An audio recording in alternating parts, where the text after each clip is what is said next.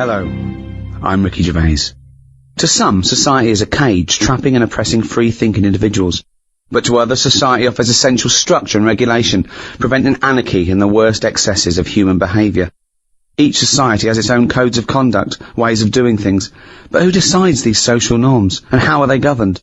From the formative democracy of ancient Greece to the communist totalitarianism of Soviet Russia, history has shown us that there are as many forms of society as there are people to populate them. To discuss society and our place within it, I'm joined by Stephen Merchant, award-winning writer and graduate of the University of Warwick. Hello. And Karl Pilkington. You know the score, little round-headed twat. Right. In ancient Greece, every year 500 people would be selected from that Grecian society, and they would have to sit there that year, and they would propose laws, and everyone else would vote on them, and that was their obligation. They were obliged to be one of that 500, if they, a bit like jury duty, called up, and then they had to propose their ideas, and then the rest of the citizens voted on it. Now, if you're in that position, alright, you're called up, what rules and laws are you instigating? You might go, right, I want an egalitarian society. I want freedom for people. I don't want slavery. I don't want any sort of oppression. Would that be high on your list? Well, you could say, you know, when I worked at Cordon Bleu, there was times when I thought being treated like a slave here. You weren't though, because you were being paid and you were free. So. What do you mean? I wasn't free. I was on like from 9 till 6. Yeah, you had the choice to leave the job. Slaves didn't have the choice to leave. They wouldn't go. They go. I didn't have any actually, choice. Actually, Mr. Jackson, I'm thinking of leaving your employment. No, the money's no good, and I don't like the twillings. No. They didn't have that choice. I didn't have a choice. Yeah, you did. The only other choice was Tesco, and they'd already turned me down. No, that's not. That wasn't. No choice. That wasn't the lack of choice given to most slaves. But the slaves who built the pyramids, that wasn't an option for them. It wasn't like they could go and, well, I could get a better gig on the Sphinx. Yeah. Yeah. I'm just saying. No, you're not saying anything. You're saying absolute drivel again. Here's a little Greek proverb for you. A society grows great when old men plant trees whose shade they know they shall never sit in. What do you think of that? That's amazing. Can you say it again? Say it again. A society grows great when old men plant trees whose shade they know they shall never sit in. Do you understand? Yeah. Just saying, they're planting a seed, they grow a tree, but trees take ages. Yeah. It takes a long time. Yeah. That old fella's not going to get any joy out of that. Right. But, if he's lucky, yeah, fella next door might have done the same years ago. So it's all about sort of planting a seed, looking after each other. That's great, actually. It's not. I don't think it's directly what it means. It's almost the point. Yeah, that's good. Yeah, I think he means that future generations. But yeah, if the next door neighbour had done that, then yeah, that works as well. But but you seem to agree that that's a good point. Do you agree that seems a good point to you? But I'm sort of guessing he enjoyed gardening anyway. Part of the enjoyment was in planting that seed. We shouldn't have... It's the old metaphor problem again, isn't it? I know, yeah. It's not specifically about trees. You know, you plant the tree, as you say, and you may never see the beauty of or the benefit of that tree, but other people will. But as a metaphor, what he enjoyed is the fact that he's added to society and human life, and he's got a legacy and all that. But by the same time, when I went to Ibiza, right, now there they have motorbikes, people flying round on them, people don't wear helmets. You might even get 3 people on a moped. I saw a farmer with a goat in a basket. They don't care. They're whizzing around at high speeds. A lot of deaths there. Yeah. And they'll have a lot of them see those areas where someone's come off, been killed, people put flowers there. Yeah. And because that happens a lot, it's a lovely green island. Now here, we're saying wear an helmet. You're saying that all the deaths make it nice because there's flowers. It makes it lovely. Because there's loads of flowers everywhere. So with death comes beauty. So that's another metaphor. You can have that one. That was one of the most tortuous things I've ever... That was extraordinary. But look at London. That was extraordinary, Karl. Right, Karl. Well, look at London, though. Let me finish my point. Let him finish his point. I'm intrigued. Right, London... Councillor with his clipboard, need a speed bump here, I saw someone doing 35, put some traffic lights there and a pedestrian crossing, pelican crossing there as well, and a speed camera. Right. Horrible and grey. No flowers. But you still see flowers left behind where people have died in terrible accidents. They're not You many see that good all the ones. time. They stuck to a lamppost with elastic band round them. They don't look nice. He's knows the quality of flowers. Yeah, but the point is, Wow. the point is Some 15-year-old got run down and you're disappointed at the quality of the flowers. Look at this, Suzanne. Fella lost his head here. Geraniums? Fella lost bloody head. Well, that's So we have that's to, funny we you have to say that, encourage though. gun crime so that people get shot in inner cities, and then we can put flowers up and beautify the area. Is that No, what but you're if an saying? area's nicer to look in, nicer to be in, if it's nicer looking, you don't get people speeding around like lunatics. Because they go, I'm not in a rush, I'd quite like to slow down This there is and so look at the flowers. complicated. So now what you're saying is because an area is grey and gloomy, people speed around to get out of it. In the course of doing that, they knock people down, but then flowers are put up, which then makes the area beautiful, thus stopping people driving around at speed so death no longer occurs. Well, they're cute to getting out of their cars to put down flowers. And they get knocked down by other people on their way to put some flowers down. Yeah. Just sometimes people have to die, don't they? There was a fella outside our house who hit a lamppost. He had a helmet on, but his head come off. You made me laugh at a man's head coming up because the way you said it. But that's the thing. he had a, oh God! There's a man outside a house. He had a lamppost, he had a helmet on, but his head come off. So you're saying that because in that one instance, the helmet did not save his life. His head was in great condition. It's just not attached to his body. And that's what I'm saying to you. Sometimes people have to die. How far do you take all this stuff of you know, safety gear and slowing down and wear bright clothes at night, and it's just too much. Very important point, you see. We give people crash helmets, we give them, you know, seat belts, we make them wear that, right? Do you think that's right for a start? Do you think someone should be made to wear a crash helmet? They're only hurting themselves. Crash helmet. I don't think you should get fined for not wearing one. But then if you come off a motorbike and you hurt your head and you didn't have a helmet on, then you can't sort of go, well, they should have had speed bumps there. I didn't realise we were going too fast. Don't forget, we're not just protecting him, he could be a father with 2 kids. So you're going, let him, if he doesn't want to wear a crash helmet, let him get brain damage. Is that what you're saying? I'm just saying, we're over the top in this country. No, but when it comes you're to that saying, sort of if you're thing. saying no, if he doesn't want to wear a crash helmet, let him not wear a crash helmet. He doesn't wear a crash helmet, he comes off his bike, he smacks his head in, he's a vegetable. He's like that, sitting at home like that. And yet the 2 little kids come to you, you're in charge, don't forget, we've put you in charge of society here, and they come to you, 2 little kids, they go, President Pilkington, What? why did you let my daddy not wear the crash helmet? I didn't. We put leaflets through the door. We had adverts on the telly, Sunshine. Yeah, but why? It's your dad's fault. But why wasn't it compulsory? Because he wanted. It's not the way we live in, Sonny. Yeah, now I haven't got a daddy. Has he got an helmet at all? Have you seen an helmet knocking about? No, he's a vegetable now. Yeah, he didn't want to wear a crash helmet, but why didn't you make him wear a crash helmet? It wasn't just him, it was us. Why did you turn my daddy into a vegetable? Where's your mum? Mum left when he kept going on about not wearing a crash helmet. We'll put you in a home. I just think, you see, this is the problem. Everyone's looking for someone to blame. Yes, but this is interesting though, because you were particularly callous to that little 4-year-old boy who seemed so sweet and adorable. Yeah. But why wasn't he giving this stick to his dad? Well, his dad's dead, he's a vegetable. He's dead. He's good as dead to him. His dad went within the law. It was not the law to wear a crash helmet anymore, because you said, forget it, I don't want a nanny state. I don't want, if you wear a crash helmet or not. He wasn't a responsible parent. He hadn't thought it through. But this is your job. Some people aren't responsible. Society keeps them on track. This was you were in charge. You should have made him wear a crash helmet. He had 2 kids.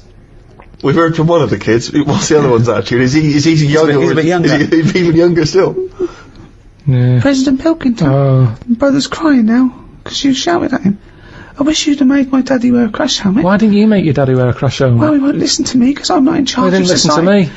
Yeah, He but seems like a bit of a numbnut, to be no, he honest. did listen to you. What did he because do you made for a a new living? rule saying people don't have to wear crash helmets. Right. What, and he listened to you. Did he pop shoes on in the morning when he went out? Or did I need to be here to tell him to do that as well? No, there's certain Oh, things so he has you got just- some common sense then? Well, there's enough, yeah. Oh, right, interesting. So he can be bothered with his trainers, but he can be bothered with helmet. I haven't got a daddy. Jesus.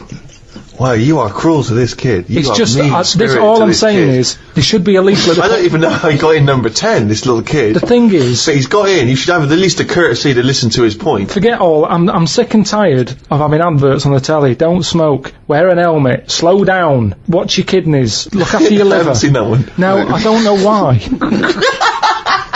Why can't they just put a leaflet through saying, hello everyone, use your common sense? Yeah. That's all I'm asking. That's what I take Because some people don't have common sense. Everyone's got common sense. Fucking idiots. Yeah, It's not my fault. That's then. why there's that's Not why my there is fault. a government. If we let people, well, they'd be fucking idiots. They'd be eating turkey Twizzlers and fucking watching Big Brother and X Factor all they are day, doing. They are and then doing. letting their kids run riot in But the they street. are doing. Some families do just eat turkey Twizzlers. Yeah. There is little knobheads on bikes playing out till God knows what Exactly. hour. So it's happening anyway. But that's no argument, is it? It's happening anyway.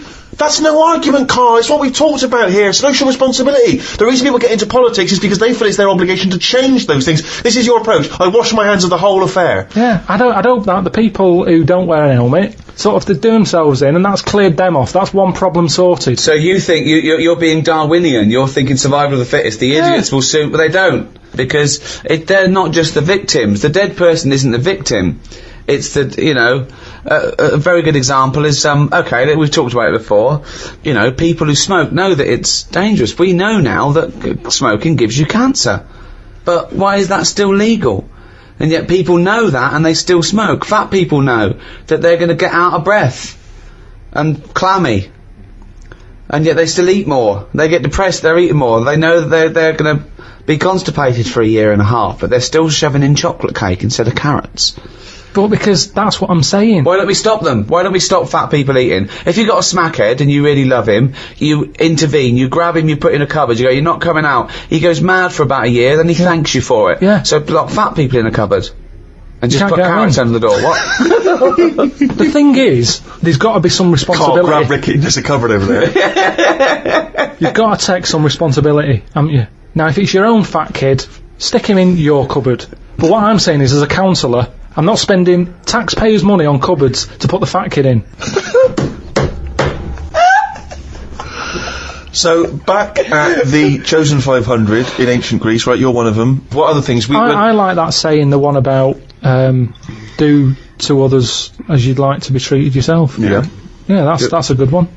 Pop that on a leaflet, pop it through the door. But you seem to be doing a lot of leafleting. That seems to be your entire governance seems to be guided by popping leaflets through doors.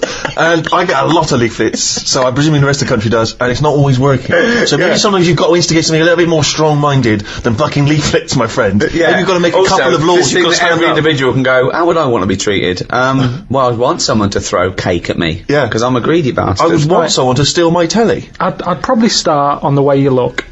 Right, go on. I'd just say, right, make an effort, tidy up your house, and I'd have some sort of. I'm poor. Doesn't matter. You can still tidy up. Can we get better houses then? Because well, look after the one that we've let you. Yeah, Get rid of that old mattress that's in your garden there. Clean the windows, and then we might give you a nicer one. At the moment, you don't deserve anything nicer. And that's what I'm saying. You've got to be honest with these people. Wake them up. I like that. Sure, you've got to be honest with them. You've got to wake them up through heavy leafleting campaigns. yeah. But do you see the problem with some of what you're saying, Carl, is that it's very hard to enforce that in law because it seems unjust and unfair. You can't really start legislating against people's looks or whether they want. I mean, you have to keep your house tidy. I mean, who decides how tidy it has to be? It's the tidy police. I mean, that's a strange. Well, hold on though. I like wearing sort of these denims. It expresses who I am, and I like wearing a beard because I just think it's natural. I don't really like shaving, and I like this sort of smell. I like this smell of BO. That's who I am as a person. So how can you impose that on me just to be part of society? Who are you to infringe my rights as an individual? What do you want out of life? Well, no, I think I just like to say I don't want to conform. I don't want to just shave and wear a suit, and I keep myself to myself, and I like to just grow a beard and eat porridge with my hands. I'm not hurting anyone, so I don't know why I have to conform to that society. Well, there's nothing I can do for you. You're wasting my time, really. Although I do feel ill, I need to go to hospital now. So I'm gonna go to hospital now if that's all right. Is there care for me? Well, what's up with you? I've got diseases from like eating with my hands, and there's like, things growing in my beard. Right. So we clean that up for me now. No, because it's all been brought on yourself. Well, no, but that's irrelevant. A lot of people bring things on themselves, but you can't just like ignore them because it's just part on. It's a bad society. Well, so how did they learn then? I don't know why I'm being punished for being stupid. How did they learn then? Well, I don't understand why I've got to worry about you. I've got proper ill people. Well, You had a kid whinging at me this morning because his dad was a Hmong.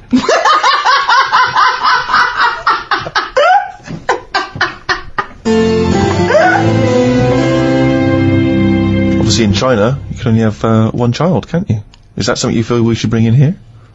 Yeah, I think we've got to, I don't know about one kid. I just sort of concentrate on who can have a kid. Okay. As opposed to, if someone's got a load of money and they're good at looking after kids, let Madonna have as many as she wants. But if it's someone who's... So social engineering you want to do? Yeah, but hold on though. Well, what use are they then? If you're bringing them into a poor family, what's the point? What good is that for anyone? It's not good for the people who've had the kids. So who's deciding who's allowed to have how many kids? Yeah, Are you deciding? I was brought into the poor family, wasn't I? What? I was brought into a poor family. Yeah, no, I'm talking really poor. So, third world. No. Well, poorer than that? Poorer than no money at all? No, somewhere in the middle again. You've gone too far the other way. Okay, Why has it so always got to go the other way? Cornwall. I just mean like the people who I've told you about on the estate sometimes, who had that one who chased cars and stuff. He wasn't happy. They didn't care if he was there or not. What's the point? Right. So hang on. So let's imagine that Ricky and I are husband and wife. We've come in, right? What's your questions to us to establish whether we are allowed to have a couple of kids? Hello. Thanks for coming. Me and my husband, we can't have children. Why not? Because he's got no sperm at all. Okay. He had one sperm and it was ridiculous. It was awful. It just came out like a dead anchovy. Right. And you're meant to have 300 million tiny ones, and he had one big one. It was horrible. I had to pull it out. It was like a leech, and also it was no point. I haven't got a vagina, so there was no place Clearly to put smooth down there like an action man. Yeah, it was just that. I don't know, but we love children, and we wondered if we could have a child. What do you do for a living? What do you do? What's your work? I'm a rapist. Right. And I dispose of the bodies. Right. Fill out this form. I should have clarified. A rapist murderer. Yeah. Fill out the form. He does it in the wrong order as well, I must say. So, no, number of times I've disposed of the body. He said, I hadn't made that one. I just wondered what else you need to know about us. Because even though that was our little joke, by the way. He doesn't rate. I work in an office. He works in an office in the town. But I'm a housewife. She's a housewife. I'm making a little nest for when we adopt a little child. We don't earn a great deal of money, but we're good parents. We're very good parents. What's that based on? Well, we're good people, I mean, aside from a few naughty jokes. We're God-fearing people. We believe that God is watching all of us, and we believe in the Old Testament. And sometimes he tells us to kill and rape. Yeah, sometimes he does, yeah. Particularly, we've stoned a couple of homosexuals this week alone. We're joking again. We're joking again. We don't believe in God. We're from an atheist and believe that our time on earth is all we have, and then when we die we become worms meat. Right. Well, you filled out. But we've already painted the back bedroom. That's ready for the little child. We painted it black because we want our child to be a Satanist. Right. Joking again. Little joke from us. We want him to be an accountant. Right. Yeah. Gay accountant. Some would say the same thing. Only joking, of course. I think there's too much in society where people are pressured to be heterosexual, so we're going to try and make ours a homosexual. So we don't care whether you get a homosexual or a heterosexual, but I tell you, by the time he's 14, he will be as queer as the Ace of Spades. Right. So you filled out the form. Fill out the form. Yeah. We'll put that in, get it processed. Right. Okay, but what kind of questions are you going to ask us? None really. No. Just my job. You're happy. You're happy my job with us. to pass the forms on. We've passed the interview. Because that's the sort of world we live in now. God. We don't want a child. We don't want a child, actually. But do you know where we could buy a knife and a sack?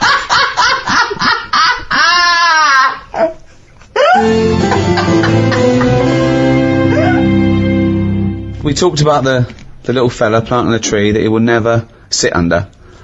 He's given that to the next generation. Okay? Now, big discussion about donor cards. Of course, there's no reason not to give your kidneys away. after your death, to all your organs. They're no good to you, and you'll be helping life. It's perverse to me that you wouldn't want to donate your body to a worthy cause after your death. Medical research, whatever. You agree with that, don't you? Well, you know how I feel about it a little bit. I don't like the idea of certain bits. Why not? What does it matter? Just because there's certain bits that are really personal to you, aren't they? No, there's not. What bit is more personal than another bit to you? Well, like I've said, my eyes. They're my eyes. They see stuff I like. Yeah, now, what happens if someone else has them, and they start looking at stuff I don't like? I don't like the idea of that. But that's ridiculous, because your eyes they're just bits of tissue. Then they haven't got your... But we don't know, because they found out there's something called cellular something or other that I've told you about the person who had some sort of operation and ended up like in Yellow Biscuits. I've told you about it. Yeah, but that's bollocks. It's the same you thing told with us the about eyes. it, but I dismissed it as bollocks immediately. Not just because you said it, because it was intrinsically bollocks. No. But it could work the other way anyway, where the person who has my eyes starts, like, looking at ants and insects and stuff. I might carry on. Bollocks. Again, this is all bollocks. Got none of your memories, none of your thoughts, none of your reasoning, nothing of you, none of your personality. They're just a collection of cells that now have light going through them and making this new person see. They're a lens. They're a lens. That's all they are. So there's no reason why, you know, this was the crazy thing, isn't it, when people started saying that they wanted their organs to go to a particular race of person, and obviously that's illegal. Also, it shouldn't be the choice, really. I think you should have that opting out, that you have to say that you don't want your organs given after, and if you die, then they assume that those organs are up for grabs, because there's a shortage. So what do you think of that? Like I say, they can have certain bits. They're not having the eyes. I think that's fair. What, can they have the cock and balls? I prefer it if they didn't.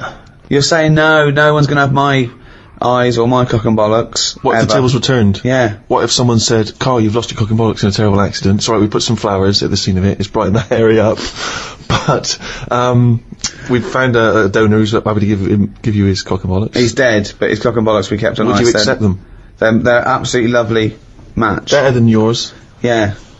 Bigger, younger.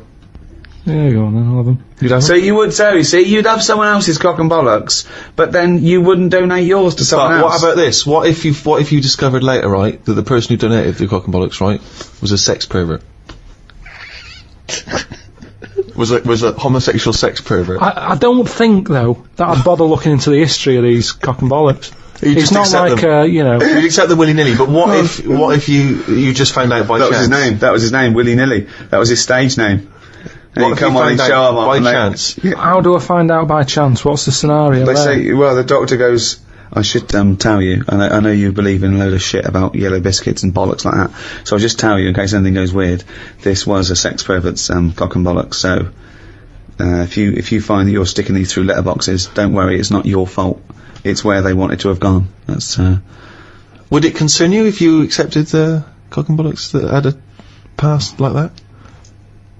Yeah, because the problem is, it wouldn't be that bad if I had his eyes. Right. Why? Because then I'm seeing what he wants to see, and that doesn't make any sense at all. But unfortunately, it makes no sense at all. The match is wrong. The eyes don't go with the cock and bollocks anymore. I don't know. So something's going to lose out here. Either the cock and bollocks, they're not going to get what they want anymore, or the eyes are going to be upset. So are you scared of the idea, to go back to your Yellow Biscuit analogy, that the cock and bollocks you inherit, that whatever the previous owner did with them... lives on. Bollocks. That scares you, does it? Okay, there's one final scenario here, Carl. Okay. You haven't opted out, so your organs go to where they like. Now, unbeknownst to you, there's a big waiting list. There's a thing. They've got all your details, and you said, yeah, whatever. I don't want to know. You wouldn't want to know, would you, after you die, where it goes? You say, I don't, because you've said you don't want to know. If you don't know, you have a lovely life. When you die, they can go anywhere. They can do what they will. Okay. Now, unbeknownst to you, they have got it down. They've donated your arse, right, for use to a gay rapist with AIDS. Okay. So they are They are saving a life there. So when you die, they go, right, it's still warm, get that gay rapist with AIDS round here, because that's going to stop him raping someone and give him AIDS. He comes round, he's straight up there. He's shagging you, right? You're basically saving a life, right? We'll let him do that, right? Sorry, I'm confused here. What?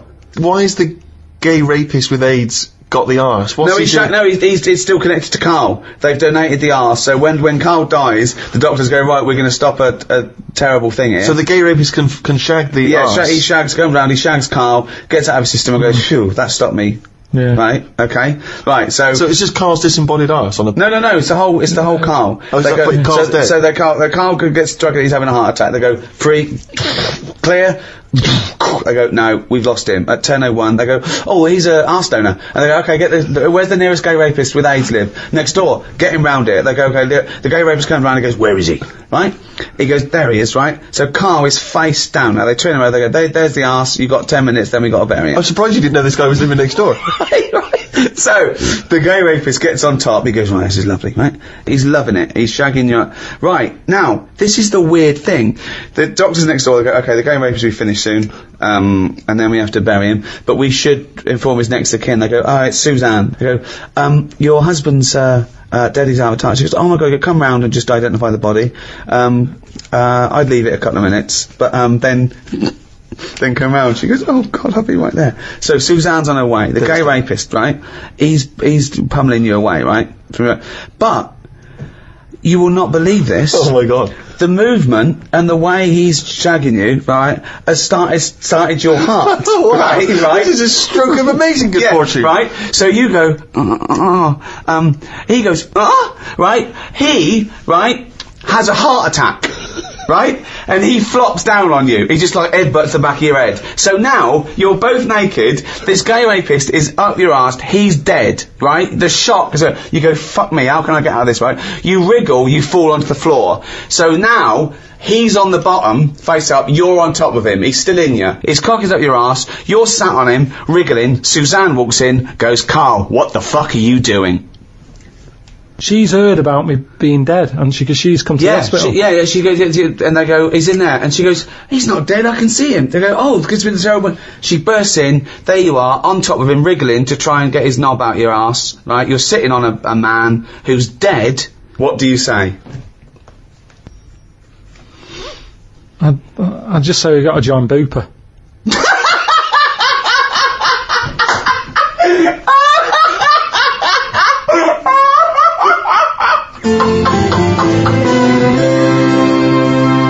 Very hard, isn't it, to imagine yourself a different period in time and how you would have reacted.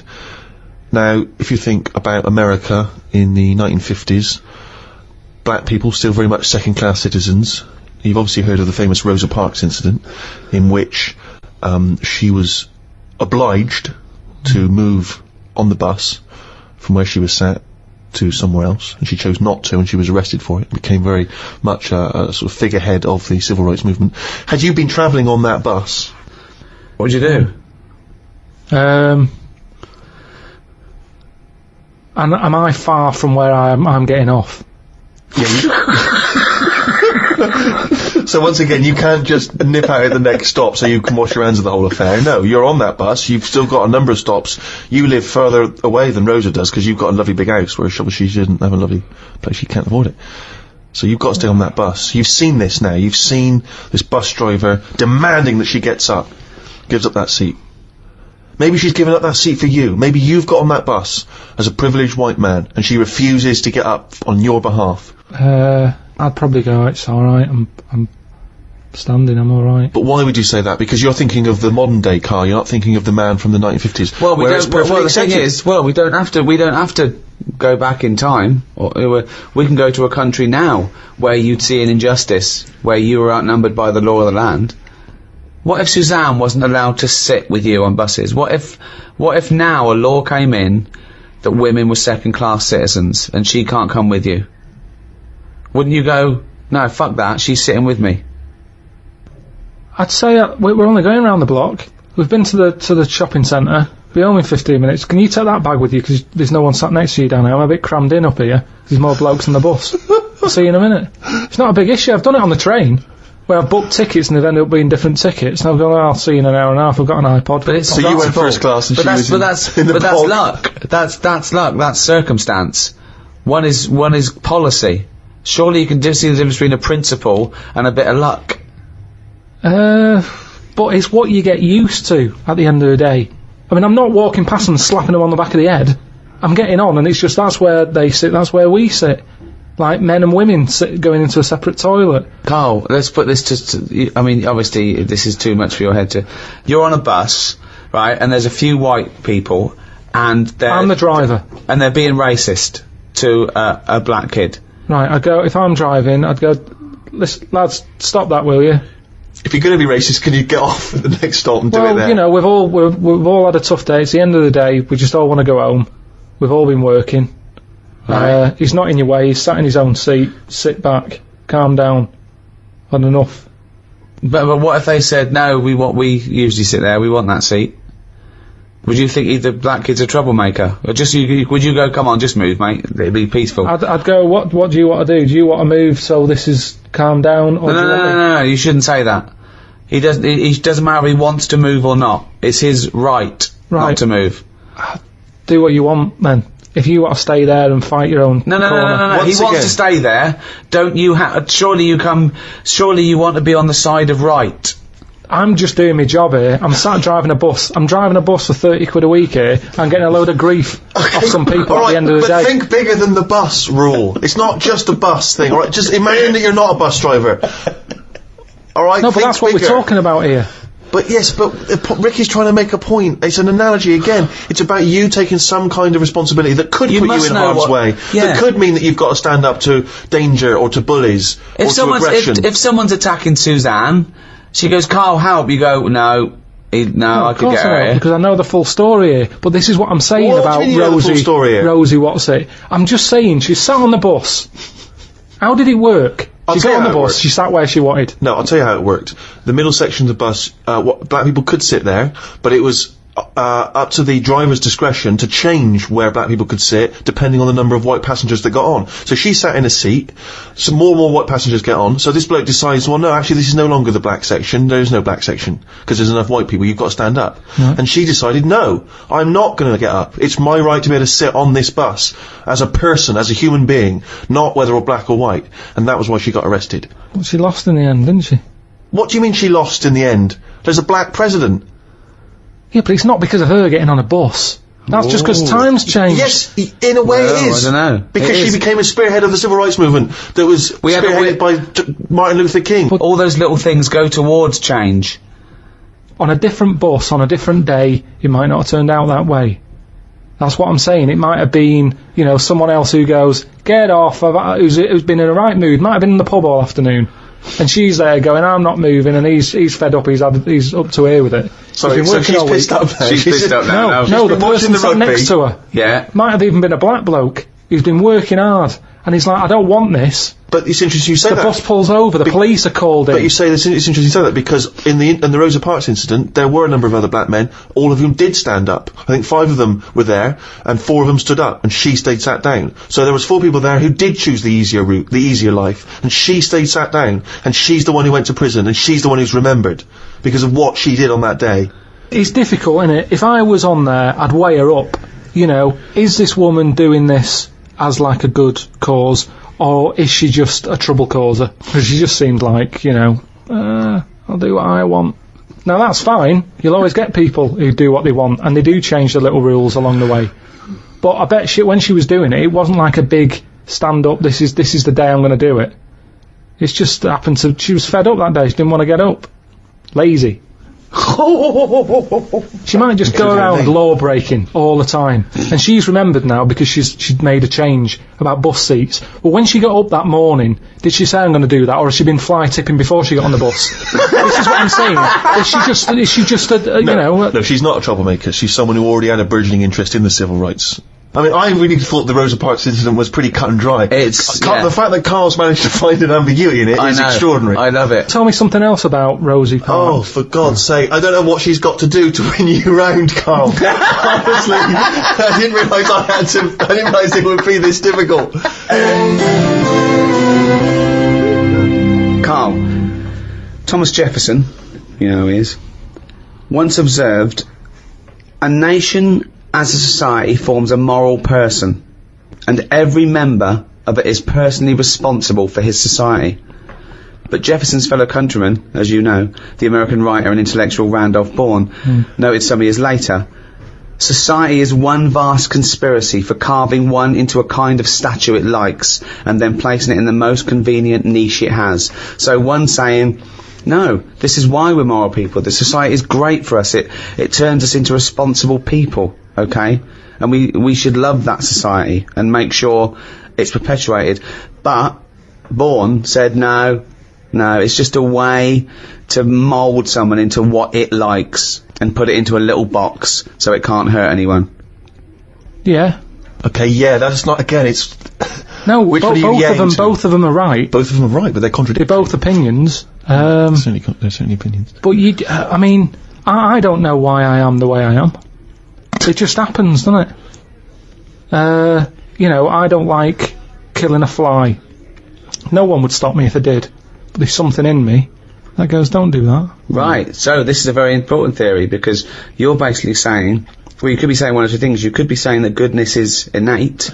Not likely. No. Or he could be saying that there's a morality that transcends rules and society pressure. Whether or something's legal or not doesn't mean that you have to do it because it's legal, and it doesn't mean you don't... Yeah? Is that the one you meant? That's what I meant. There was a bit of trouble in our yard the other day. Right. Between a wasp and a cricket. No, the thing is there any point to this at all, or are you just going to tell us you saw... Are you going to extrapolate some analogy from this? I think so. Okay, yeah, well, let's see. So there's a wasp... Yeah, well, so look at the whole scenario.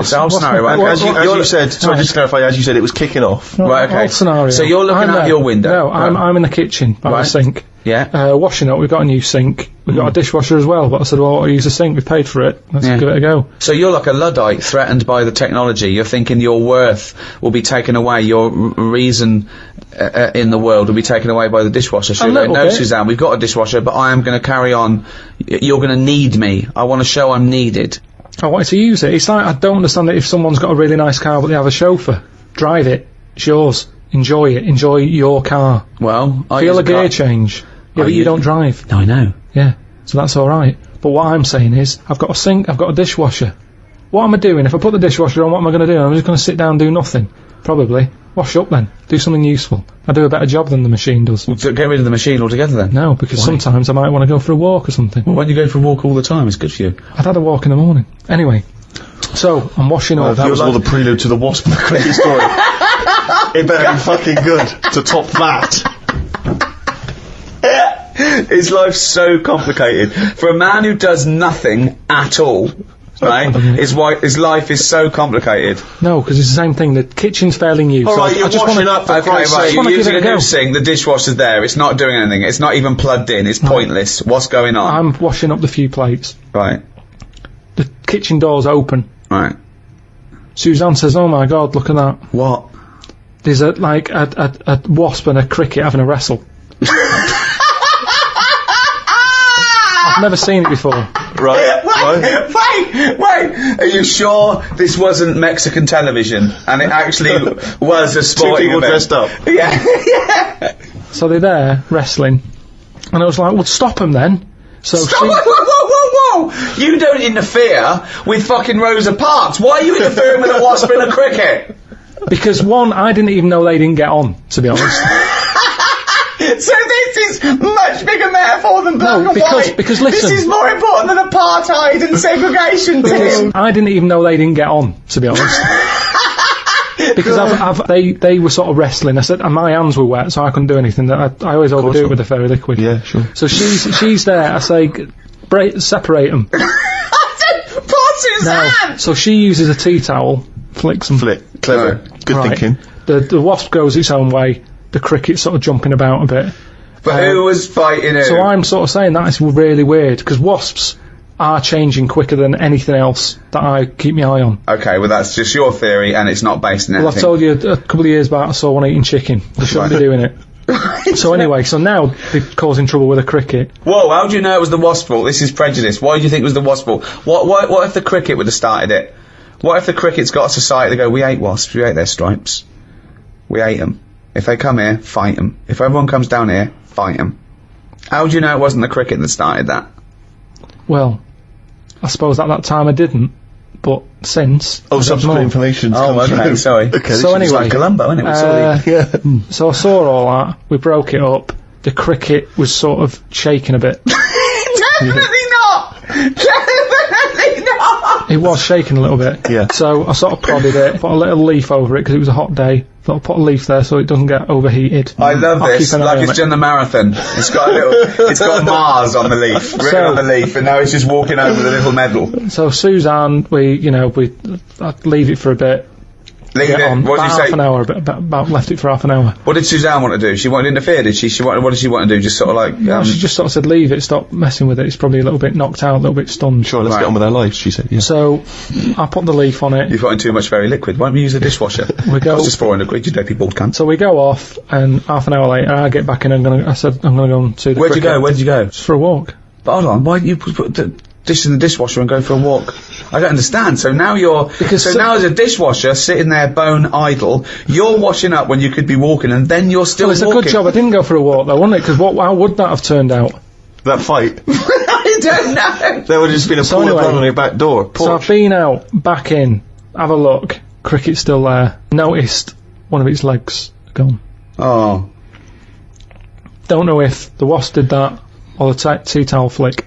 Or it was already disabled, and that's why the wasp thought this is an easy one. What if the wasp was helping it? It wasn't, no, honestly. But what it was, if it was excuse such a me, Mr. Wasp, commotion. because we're such friends and humans don't understand us and anyone interfered will definitely don't understand us, right? He's not an entomologist, Well, right? this is when I got the computer out, Right. had a look, and it's a, what was it called? I Brilliant. can't remember. What happened is, the wasp apparently does this a lot, and it stings them in the head. Right, not this particular... There wasn't like a little profile of this particular wasp. Yeah, yeah. Or a kind of It's police just website. an incident that Just happens a generally lot happens within between wasps, yeah. wasps and crickets. Right. So it stung it in the head, and what happens is, it's that whole thing that we've talked about before, where it lays an egg. Right. So I was sort of having a look, seeing if I could see any sort of holes in its head, and it just kept sort of moving its one leg, like, I can't handle this. So What do you mean it's moving its one leg? it was sort of just moving its one leg quite slowly, like it's just But come it's only out got from one an leg, but it's operation. lost one leg, you said? Yeah, it's lost one. Yeah, it's moving 5 legs slowly. No, it's just it's one big one. It's got one big leg. One big leg at the back now. It's normally got 2 that it uses to jump. Oh, I see. So, okay. So it's now it's Right. only got one. It's sort of like, it looks groggy. Is it not a grasshopper if it's jump? Is it not? What colour was it? Is it like? Sort of beige. Oh, it's probably a cricket. Yeah, So anyway, it's important. So you were worried that crickets aren't aware of the dangers of wasps. You did a bit of leafleting amongst the cricketing community. I just had a look online and saw that, it's a popular thing that happens. It's sort of like a bit of a mugging. He said you can leave them for about half an hour. They normally come round and they don't know they've had an egg put in their head. But There's no way it said leave them for half an hour and they come round. They don't have an egg. But there's no way it said Well, that. he said they're normally stunned for about half hour. Have you had an egg put in your head? Fucking ostrich egg, by the way. It's coming out the top. So anyway, so I picked it up, I placed it under a little tree. I said it's in the shade again. No wasps can see it there. Let's just leave it. But you've just left that cricket to now die in agony when that maggot goes round his head and comes out a wasp and leaves the carcass. Well, this is when Suzanne came up and said it wasn't moving. I sorted it. What do You you mean? sorted it. She sorted it. What did You you wanna want say to do? What anything did you mean? Well, I said, what do you mean you sorted it? She said, Read it's best between if the I lines. don't tell you. What, sorry, I've done. sorry. But She said she sorted it. wait. Do you think that we're in the mafia and we're being wiretapped? Say what happened. No, well, she just said she sorted it, and I said, what, sorted what? Because I'd forgotten about it at that point, I was painting. And she Right. said the cricket. Right. What do you think she meant by sorted it?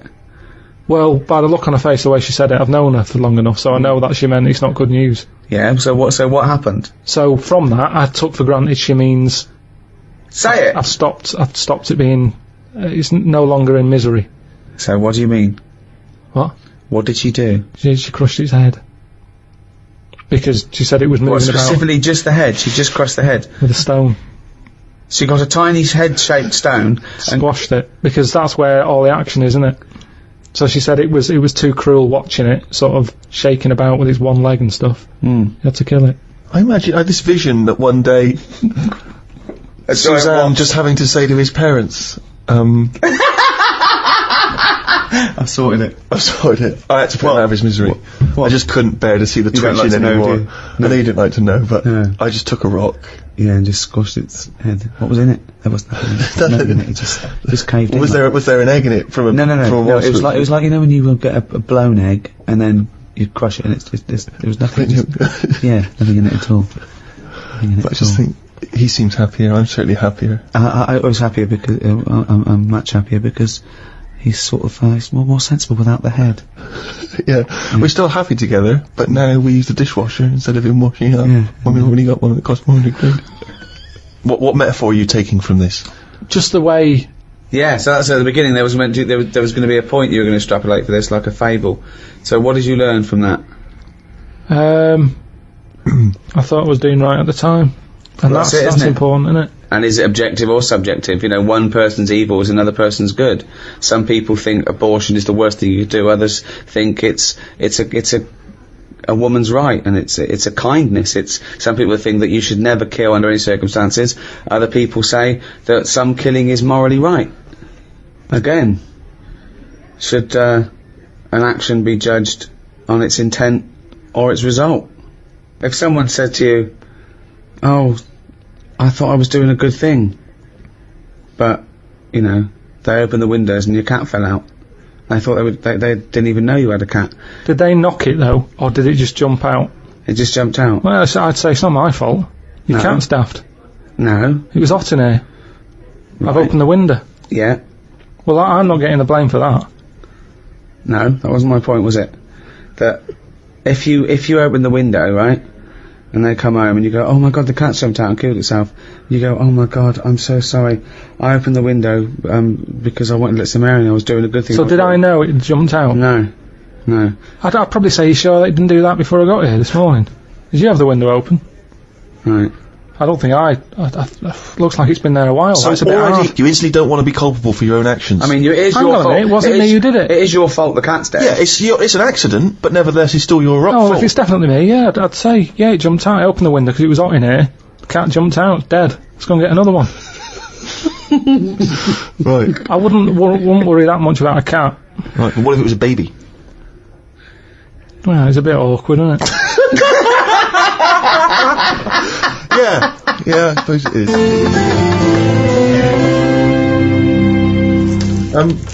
Karl, I'd like to ask you, if I may, stop twiddling that. Now, this is interesting, because you were fiddling with a bit of plastic there, and it was annoying me, and I know that a lot of things annoy Ricky, get very infuriating for him. Social etiquette. Now, that's that's not obviously inscribed by law. These are just things which have built up in society. So, for instance, it's impolite to sneeze and then shake someone's hand. Yeah. It's Or sneeze straight in their face and go, "Oh, sorry, I've got swine flu." Now, those things are obviously good practice in terms of avoiding the spread of disease, so that makes sense. But other things Also, are it more might just be arbitrary. disgusting. If someone hasn't got a disease, I don't like to see someone sneeze on the pavement or sniff or scratch their arse. So social etiquette, I mean, how do you decide, I mean, what prevents you from being truthful and honest at all times? I don't know, there's something in you, and sometimes you can just pop it out, can't you? I've been in a situation when I've said stuff and I've thought, why did I say that? Go on. But it's not always... in the dentist. Last time I went to the dentist, I was sat in the reception bit, big fat woman comes up the stairs, massive she was, had a right sweat on. Right. She gets there, and... Out of breath. yeah, she was, again, you know, I mean, she was friendly, dead friendly, but kind of like, you know, leggings on, sort of, you know, shoes but not on properly. She was stood on the heel, Yeah, you know, like she couldn't be bothered. Yeah. It's like greasy hair, and she went up and she's being all happy and everything, and I think that's what annoyed me. So when she sort of said, "Oh yeah, I've lost weight," she was talking to the woman behind the counter, and she sort of said, "Yeah, I find it really difficult, especially living where I live and having to come down this high street because there's so many cake shops and everything." And she sort of said, today I've walked past, normally I always have a coffee and a donut, but today, I didn't have a coffee and a donut. And I just said, why was it shut? Right? No, you didn't. I did, honestly. Honest to God, on my mum's life. I said, why was it shut?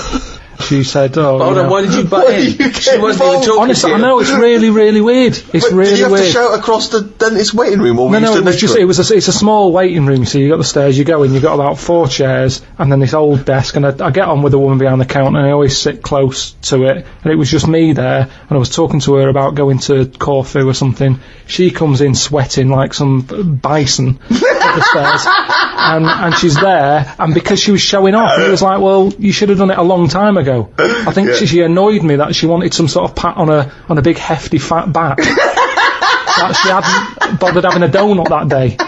Now, maybe it's the inner me that just came out, because I remember saying it and actually getting home saying to Suzanne, I said this, and I didn't even think I don't know I know where what you it mean, came though. from. Sometimes you want to go around with people, and they're going, I need. You want to put them down. You want to go. I'm stocking out with you because you're going to go straight back to that and do this, that. I know you've had a lot. Just inject them in the head. Absolutely pointless. Get rid of it. Yeah, I know what you mean. But talking about social etiquette, I was in a flying to Edinburgh, and I was with Matt, my assistant, and there was a bloke on a mobile phone across the way. Right, he's going, yeah, I'm just going to get on the plane now. And he kept talking that loudly to people, right? And I was fuming. Then he stopped and made another call, and I was giving him dirty looks, and Matt was going, no, sit down, son. And then he was going, in the airport, and I shouted, he's in the airport! He didn't notice. I was shouting over. I was fuming, and Matt was just getting so embarrassed. But they don't see it, though. And people were looking at me like I was the mental case. Yeah. But it was so fucking loud, and I moved through to another place. But I wanted to get someone. I wanted to be policed. I want to go, right, there's a cunt over there swigging beer, thinks he's a fucking Gordon Gekko player, and he's not. He's some cunt who's got his first mobile phone. Right? But what, you know what I mean? Yeah. That is infringing. That's like passive smoking to me. Yeah. It annoys me when you hear these awful middle-class parents talking to their kid loudly enough to let everyone know what their kid knows. Do you know what I mean? Yeah. They bring up conversations because they're showing off about the kid. Toby, what's that you were saying earlier about you preferred Beethoven to... Right, okay, if that kid talks about Beethoven and Chopin, right? Do you know what I mean, though? Yeah. It's like people showing off, thinking that the world is interested in everything they fucking say. That thing about everyone's got access, which is fine, but it's those fat fucking morons on docu-soaps that go, I speak as I fucking think, you useless fucking blob of shit. Yes. Have an education, research, think, discuss, then offer your opinion. And stop your kids chewing on a fucking big ball of fat. Your leg. Got someone specific in mind there?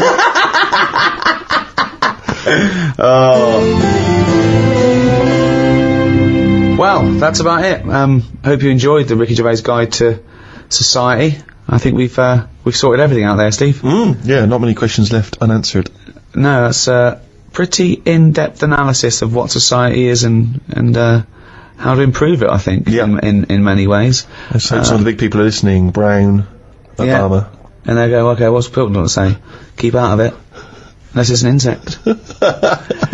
So it's goodbye from me, Ricky Gervais, Stephen Merchant. Goodbye. And from the little round-headed simian type thing we call Karl Pilkington. All right.